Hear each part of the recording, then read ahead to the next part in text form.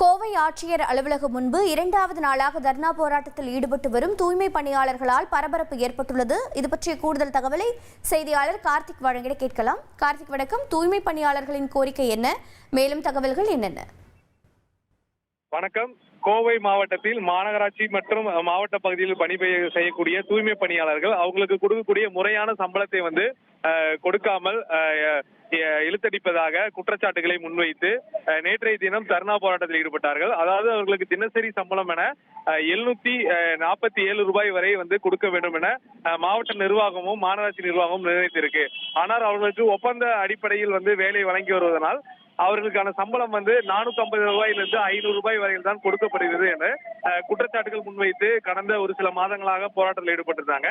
நேற்றைய தினம் தர்ணா போராட்டத்தில் ஈடுபட்டவர்கள் இன்று சாலை மறியல் போராட்டத்தில் ஈடுபட்டதால் பெரும் பரபரப்பு ஏற்பட்டது.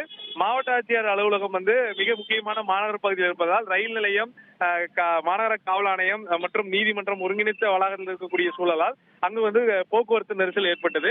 இதனையடுத்து போலீசார் பேச்சுவார்த்தை நடத்தி அவர்களை கலைக்க முடியாத சூழல் அவர்கள் அனைவரையும் தற்போது கைது செய்து தனியார் கல்யாண மண்டபத்துக்கு அழைத்து செல்லக்கூடிய சூழல் ஏற்பட்டிருக்குது. போக்குவரத்து போலீசார் மாவட்ட ஆட்சியர் முன்பு போக்குவரத்தை சீர் செய்து வருகின்றனர். தொடர்ந்து அவர்களுடைய காவல்துறையும் மாவட்ட நிர்வாகமும் பேச்சுவார்த்தை நடத்த வேண்டும் என்ற கோரிக்கைகள் வைத்து வருகிறார்கள்.